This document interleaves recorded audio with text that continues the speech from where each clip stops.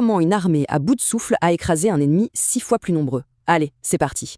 On est le 25 octobre 1415 et la situation semble désespérée pour les Anglais. C'est l'histoire d'un coup de poker qui a changé le cours de la guerre. Incroyable. Tout commence avec le siège d'Harfleur. Une victoire, oui, mais qui coûte très très cher. En fait, l'armée anglaise est décimée. Les soldats sont malades, affamés, à bout. Le plan? Une longue marche vers Calais pour se mettre à l'abri. Mais les Français les attendent. D'un côté, des Anglais épuisés. De l'autre, des Français frais et suréquipés. Le piège se referme. L'armée anglaise? Environ 7000 hommes, surtout des archers avec très peu de chevaliers. En face, l'armée française est gigantesque. On parle de plus de 25 000 soldats. Regardez-moi cette différence. C'est le classique David contre Goliath. L'issue semble jouée d'avance. Et c'est là que le lieu de la bataille entre en jeu. Un détail qui va absolument tout changer.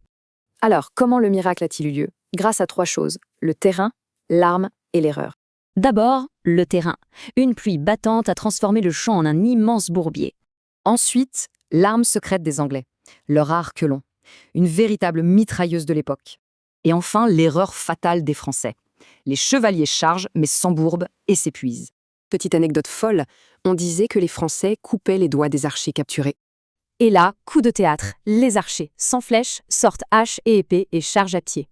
Le bilan est sans appel, une hécatombe côté français, des pertes minimes pour les Anglais.